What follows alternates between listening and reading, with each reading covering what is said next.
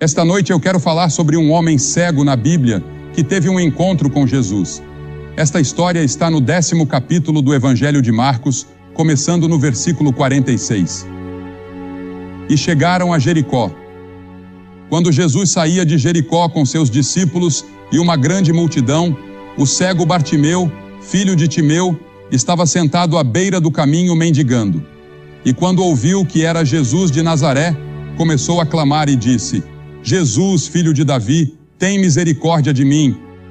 E muitos o repreenderam para que se calasse, mas ele clamava ainda mais alto: Filho de Davi, tem misericórdia de mim. Jesus parou e disse que o chamassem, e chamaram o cego, dizendo-lhe: Coragem, levanta-te, ele te chama. E ele, lançando de lado sua capa, levantou-se e foi até Jesus. Jesus lhe perguntou: O que queres que eu faça por ti? E o cego lhe disse: Senhor, que eu possa ver. Mas há muitas pessoas hoje que são exatamente como Bartimeu. Li outro dia que existem 42 milhões de pessoas no mundo que são cegas. As autoridades de saúde estimam que, de todas as causas, 500 mil de crianças ficam cegas de forma irreversível a cada ano ao redor do mundo. E isso é uma grande tragédia para muitas pessoas e países, e agências de saúde estão trabalhando para mudar essa situação. Entretanto, uma tragédia de proporção igual ou maior é a cegueira espiritual que as pessoas têm, porque a Bíblia diz que você possui 2 tipos de olhos. Você tem olhos físicos com os quais pode enxergar, e tem olhos espirituais. E você pode ver fisicamente, mas talvez não consiga ver espiritualmente. A cegueira espiritual afeta todos aqui. Há milhares de pessoas presentes esta noite que podem me ver aqui em cima, mas são cegas espiritualmente. E essa cegueira impede que você conheça verdadeiramente a Deus. Agora Bartimeu era um homem cego, e ele saiu do pequeno lugar onde passou a noite, sem esperança de que algum dia pudesse enxergar. Ele ia até o portão de Jericó e pedia esmolas às pessoas que passavam por lá. Pessoas que iam ao mercado ou seguiam para seus negócios naquele dia. Ele dizia: ajude o cego, ajude o cego, ajude o cego, ajude o cego. Ele tinha sua bengala, um casaco velho e surrado. Ele havia pedido um pouco de pão a uma mulher enquanto seguia seu caminho e conseguiu um pouco de leite. E lá ele se sentava com outros cegos e mendigos, esperando que as pessoas lhes dessem um pouco de dinheiro ou algo que os ajudasse. E assim, ao olhar para Bartimeu, eu vejo a mim mesmo, ou vejo você. A Bíblia diz que ele está cego espiritualmente, e nossos líderes mundiais estão tateando no escuro. Eu ouço algumas dessas coisas na televisão, vindas de alguns de nossos líderes mundiais, e fico surpreso com a cegueira espiritual. E já conversei com alguns deles em particular. E às vezes, sinto vontade de estender a mão, sacudi-los e dizer que eles precisam de Cristo, porque Cristo poderia abrir seus olhos. E eu acho que somente os verdadeiros crentes sabem o que está errado com o mundo, porque o que está errado com o mundo é um problema espiritual. Agora Bartimeu não podia ver seus trapos. Ele não podia ver sua imundície. Ele também não podia ver a beleza. E de tempos em tempos, lemos sobre alguém vivendo em uma casa ou apartamento cheio de recipientes vazios, lixo e sujeira. E a pessoa que vive ali pode parecer levar uma vida perfeitamente normal e está bem vestida. Eu conheço uma casa assim agora, onde a senhora está sempre bem vestida. O marido é médico e eles são respeitáveis, são boas pessoas, e quando você os vê fora de casa, pensa que são o casal mais maravilhoso do mundo. Mas se você entra na casa deles, é uma bagunça, parece um chiqueiro, e é assim com muitos de nós. Parecemos estar bem por fora, mas lá no fundo, em nossos corações e almas, sabemos que algo está errado. E por algum motivo, a pessoa parece nem se importar. A Escritura diz: o homem natural, esse é o homem comum, o homem antes de conhecer a Cristo, não aceita as coisas do Espírito de Deus, pois para ele são loucura, e não pode entendê-las, porque elas se discernem espiritualmente. E parece tolice eu estar aqui e dizer que porque Jesus Cristo morreu em uma cruz há 2000 anos e ressuscitou dos mortos, isso pode impactar sua vida hoje e agora, dando-lhe a segurança, a paz e a alegria que você nunca conheceu antes, ajudando a resolver muitos dos problemas de relacionamento que você enfrenta e lhe dando um senso de responsabilidade pelo seu próximo. Mas é verdade, e algumas pessoas chamariam isso de loucura. A Bíblia diz que a proclamação do Evangelho é loucura para os que perecem. Veja, você está cego pelo Deus deste mundo. E quem é o Deus deste mundo? Jesus o chamou de diabo, o príncipe do poder do ar, o príncipe deste mundo. Há uma outra força no mundo, e essa outra força também tem poder sobrenatural.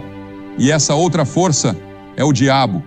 E há um conflito em andamento, o conflito das eras, entre as forças de Deus e as forças do diabo. Você pode perguntar, por que Deus permite isso? Essa é uma grande questão. É um mistério de onde o diabo veio. Agora, a Bíblia nos diz no capítulo 28 de Ezequiel e também no capítulo 14 de Isaías, onde temos uma pequena visão disso e encontramos outras imagens e vislumbres ao longo das Escrituras. Mas há um diabo. Agora, ele não governa no inferno. Ele nunca esteve no inferno. Ele está vivo. Ele se estabeleceu neste planeta. Agora, você pode chamar o mal do que quiser, mas todos sabemos que há mal no mundo, e todos sabemos que algo está errado, mas não sabemos exatamente o que. A Bíblia nos diz que por trás de tudo isso está o diabo. Você pode perguntar, mas por que Deus não mata o diabo e resolve tudo de uma vez? Bem, um dia Deus vai fazer exatamente isso. Ele não vai matá-lo, mas vai lançá-lo no lago de fogo. Mas esse dia ainda não chegou. Porém, o diabo já sofreu uma grande derrota. Houve uma grande vitória de Deus na cruz. A cruz parecia uma derrota para Deus, mas foi na verdade uma derrota para o diabo. E você e eu podemos participar da vitória que Cristo conquistou na cruz quando o conhecemos.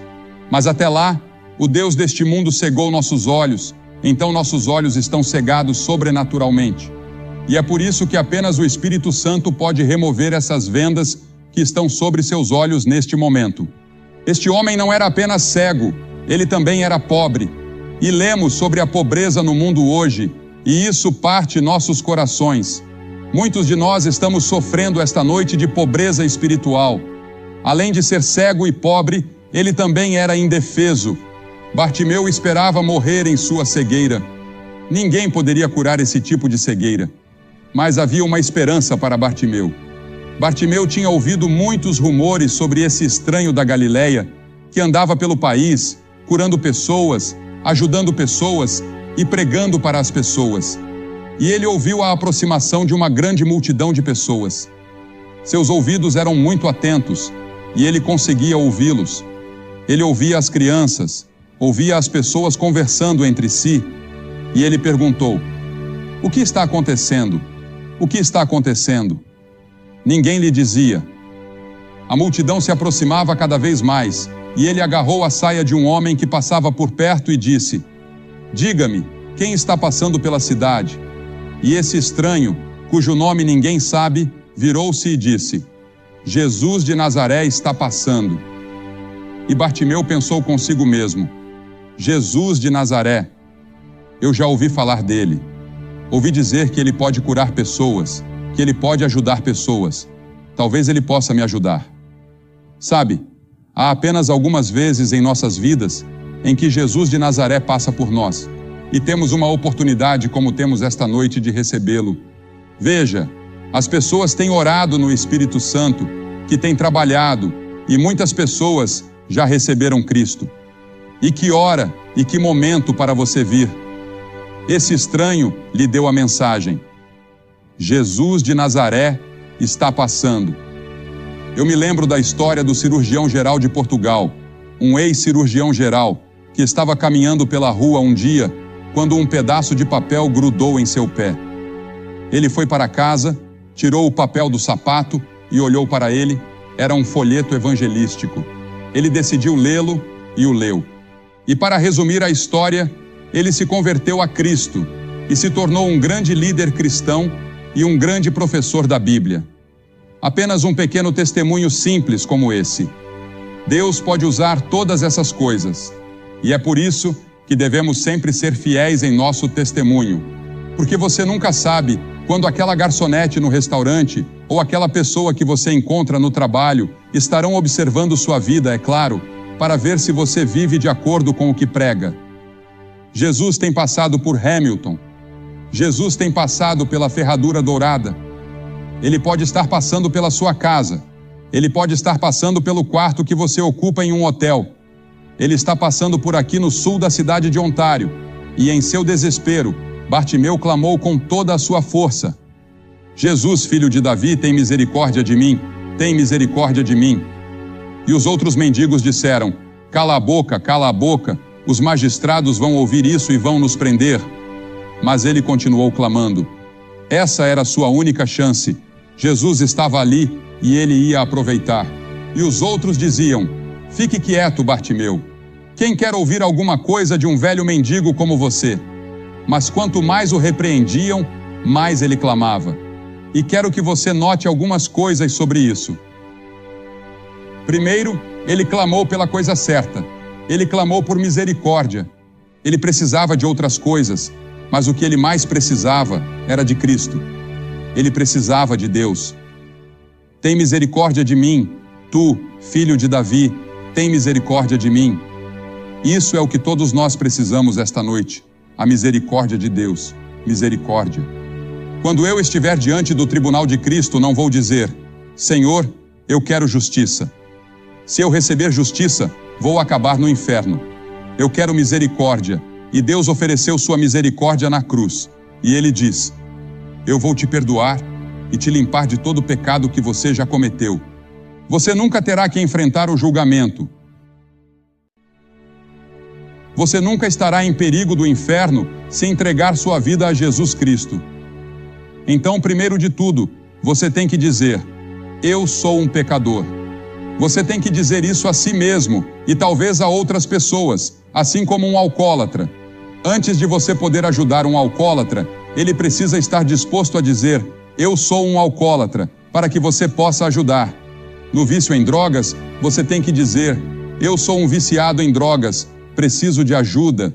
E quando você vem a Cristo, deve dizer: eu sou um pecador, preciso de ajuda, e ó Senhor Deus, por favor, me ajude. E então, a segunda coisa, ele não apenas clamou pela coisa certa, mas também clamou para a pessoa certa. Ele clamou ao Senhor Jesus Cristo, o Filho do Deus vivo, o único em todo o mundo que podia ajudá-lo, que estava bem ali. E todas as suas esperanças estavam centradas nele. A Bíblia diz que nenhum outro nome foi dado entre os homens pelo qual devemos ser salvos, exceto pelo nome de Jesus. Para quem iremos? Tu tens as palavras da vida eterna. Jesus havia dito: eu sou o caminho, a verdade e a vida. Ninguém vem ao Pai senão por mim. E este homem Bartimeu estava vindo da maneira certa. Ele estava vindo à pessoa certa. Ele estava vindo a Jesus, o Filho de Deus. E ele clamou no momento certo. Jesus estava passando. Suponha que ele tivesse esperado e dito: vou ver o que os escribas, os fariseus e os líderes religiosos têm a dizer sobre ele. Vou esperar até que ele venha a Jericó novamente. Jesus nunca mais voltou a Jericó. Ele pode nunca mais passar por aqui desta forma. Quando veremos algo assim em Hamilton novamente? Faz muito tempo desde que isso aconteceu. Muitas pessoas vieram e ouviram o Evangelho, e tantas pessoas trabalharam, oraram e creram, assim como fizeram aqui. E a igreja se uniu e cooperou como fizeram. E Deus tem falado, e muitas pessoas têm encontrado Cristo. E esta noite você pode encontrar Cristo. Agora, ele clamou naquele momento. A Bíblia diz: aquele que endurece o coração, sendo muitas vezes repreendido, será quebrantado de repente e sem remédio. Em outras palavras, quando você ouve o Evangelho e não faz nada a respeito, isso endurece um pouco mais o seu coração. O Espírito Santo de Deus continuará a falar com você, mas você não consegue ouvi-lo porque fica surdo. A Bíblia diz: Efraim está ligado aos seus ídolos, deixa-o.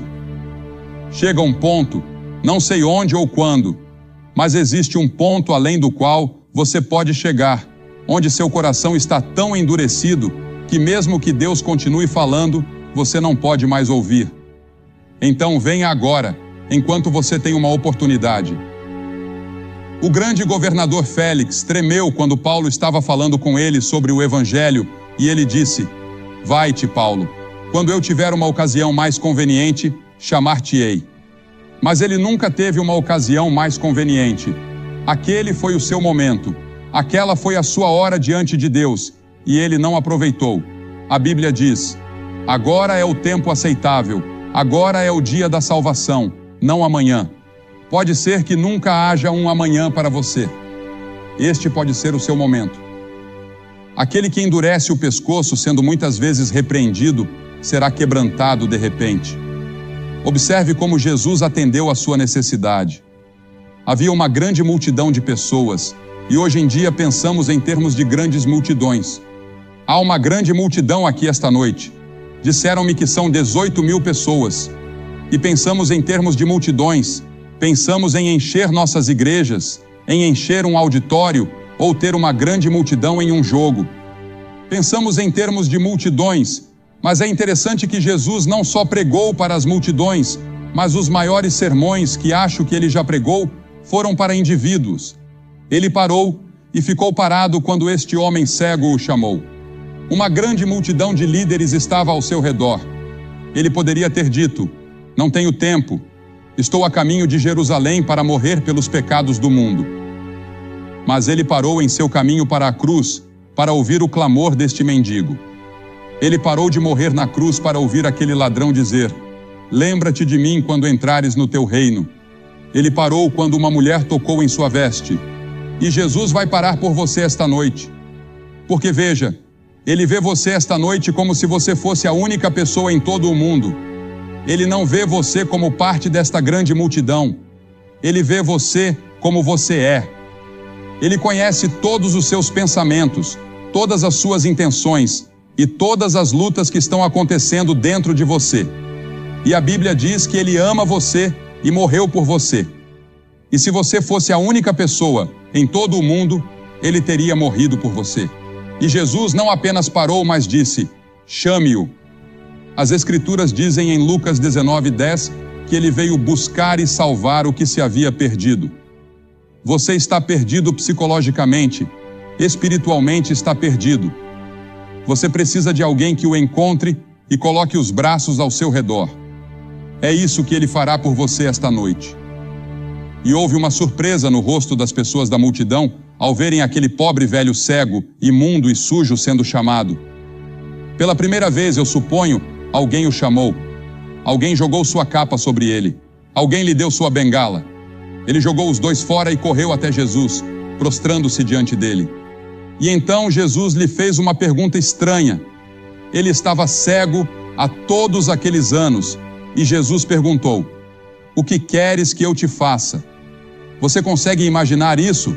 O que queres que eu te faça? E ele respondeu: Senhor. E essa palavra Senhor significa que naquele momento ele havia recebido Cristo em seu coração. Meu próprio Senhor, que eu possa receber à minha vista. E eu acredito que ele estava falando não apenas sobre seus olhos físicos, mas também sobre seus olhos espirituais. Os cientistas acreditam que 33 milhões dos 42 milhões de pessoas cegas no mundo poderiam ser curadas ou sua cegueira poderia ter sido evitada. A cegueira espiritual, no entanto, não pode ser evitada. Ela é causada pelo pecado e todos nós a temos, mas ela pode ser curada pelo Senhor Jesus Cristo. Ele abrirá seus olhos e ele pode abrir seus olhos esta noite. Qual é a sua necessidade? O que você quer que Cristo faça por você esta noite? O que você quer que eu faça? Ele perguntou. Alguns de vocês podem dizer: eu quero que ele perdoe meus pecados. Quero que ele me dê a certeza de que, se eu morresse neste momento, eu iria para o céu. Eu quero paz. Gostaria de rededicar minha vida. Fui batizado ou confirmado, mas de alguma forma, não tenho esse relacionamento pessoal com Cristo. Não tenho essa caminhada com Ele que eu deveria ter e gostaria de ter isso. Talvez você queira reafirmar seus votos de confirmação, seja o que for. E Jesus disse a ele: vai, a tua fé te salvou. Não foi o dinheiro, não foram as boas obras, mas a tua fé te salvou. Estou pedindo para que você dê esse passo hoje à noite. E se você tiver alguma dúvida em seu coração, faça o seu compromisso esta noite. Você sabia que, a cada noite que estivemos aqui, mais de 700 pessoas vieram a Cristo e fizeram um compromisso? Em ambas as noites. E o que vou pedir que você faça é o que já fizemos em toda a América Latina, em toda a Europa, em todo o Oriente, em toda a América e em todo o Canadá. Pedimos às pessoas que se levantassem de seus assentos e viessem à frente do palco, dizendo simbolicamente: eu preciso de Cristo. Eu quero a sua misericórdia. Eu quero o seu amor e a sua graça. Eu quero conhecê-lo pessoalmente. Por que peço que você venha à frente e faça essa declaração pública? Porque Jesus foi pendurado na cruz publicamente por você. Ele não fez isso em particular. Ele fez isso publicamente. E as pessoas estavam contra ele, zombando dele. Ele estava nu e sangrando e fez isso publicamente. E ele disse que, se não estivermos dispostos a confessá-lo publicamente diante dos homens, ele não nos confessará diante de seu Pai, que está no céu. É um compromisso público. E estou pedindo que você faça esse compromisso esta noite. E depois que todos vocês vierem e ficarem aqui, vou dizer algumas palavras a vocês, fazer uma oração e dar-lhes um livro para levar para casa, que ajudará no seu crescimento cristão. Se você está com amigos ou parentes, eles vão esperar. Se você está em um ônibus, eles vão esperar. E vocês que estão no outro auditório ou sala, que não puderam entrar aqui, podem se levantar e vir, e os voluntários vão deixar vocês entrarem neste prédio para se juntarem àqueles que vão vir. E do balcão, pode demorar um pouco mais do que pensei na primeira noite. Vai levar pelo menos 3 minutos para você descer. Então, levante-se e venha agora. Mas não deixe que um pouco de tempo o impeça, e não deixe que a grande multidão o impeça. Apenas levante-se e venha, porque é você diante de Deus. Esta é a decisão mais importante que você já fez. E se você quiser trazer um amigo com você, traga seu amigo. Mas levante-se e venha, e não deixe nada te segurar. Nós vamos esperar. E as pessoas estarão orando por todo este grande coliseu enquanto você vem. Você nunca terá outro momento como este. Venha, vamos esperar por você agora. E depois que você vier, falarei com você.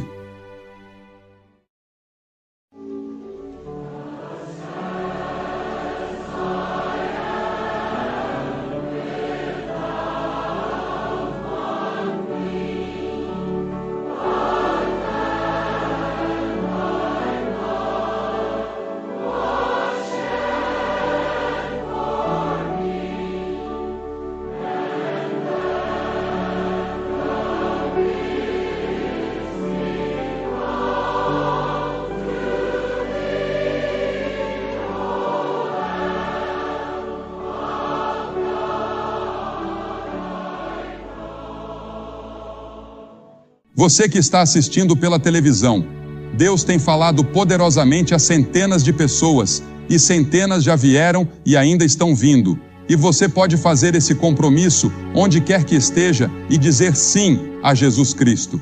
Ele entrará em seu coração, Ele perdoará seus pecados. Ele pode fazer de você uma nova pessoa. Você pode ter uma transformação agora mesmo em sua vida. Entregue sua vida a Ele.